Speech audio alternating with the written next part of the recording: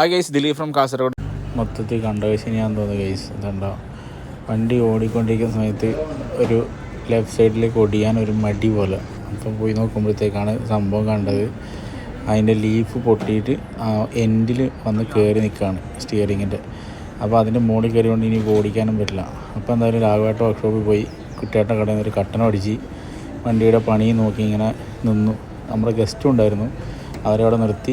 അങ്ങനെ രാഘവേട്ടനെല്ലാം സെറ്റ് ചെയ്ത് അതുപോലെ സ്പോട്ട് ബെൽറ്റ് അടിച്ച് സെറ്റാക്കിയിട്ട് തൽക്കാലത്തേക്ക് റെഡിയാക്കി തരാൻ പറഞ്ഞു. പിന്നെ ഇപ്പോൾ അടുത്താഴ്ച കൊണ്ടുവന്നിട്ട് അതിൻ്റെ പ്ലേറ്റ് പൊട്ടിയത് മാറ്റി സെറ്റ് ചെയ്യണം, അല്ലെങ്കിൽ നല്ല ലോഡ് കയറുന്ന സമയത്ത് ചിലപ്പം ഇതുപോലെ വീണ്ടും ഉണ്ടായേക്കാം.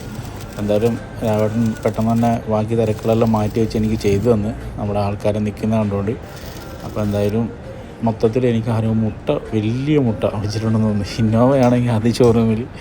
അപ്പോൾ അത്യാവശ്യം കാര്യങ്ങളെല്ലാം ചിലപ്പോൾ ഇത് ജീപ്പ് കൊണ്ടാണ് നടക്കുന്നത്. അതിപ്പോൾ ഇങ്ങനെയായി, ഒന്നും പറയേണ്ട കേസ്. എന്താ ചെയ്യുക നോക്കണ്ട. ഇപ്പോൾ പഴയ ഒരു രീതിയിലേക്ക് വന്നു, സെറ്റായി.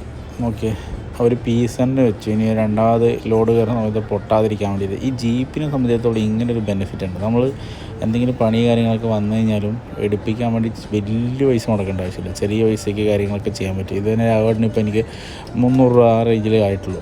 അപ്പോൾ അതെല്ലാം കഴിഞ്ഞ് വന്നപ്പോഴത്തേക്ക് ഇതാ ഈ മീറ്റർ കൺസോളിൽ കൂടെ ഓയിൽ ലീക്കാകുന്നു. അപ്പോഴത്തേക്ക് ഓയിലിൻ്റെ പ്രഷർ അല്ലെങ്കിൽ ഓയിലിൻ്റെ അളവ് നോക്കുന്ന ആ ഒരു കേജ് കംപ്ലൈൻ്റ് ആയിട്ട് അതിന് ലീക്കാകുന്നു. അങ്ങനെ അത് മാറ്റാൻ വേണ്ടി നേരെ നമ്മളെ സ്വന്തം മാധവൻ്റെ കടയിൽ പോയി. അങ്ങനെ അത് ഒരെണ്ണം തൽക്കാലം സെക്കൻഡ് ഹാൻഡ് വെച്ച് അഡ്ജസ്റ്റ് ചെയ്ത് സെറ്റാക്കി.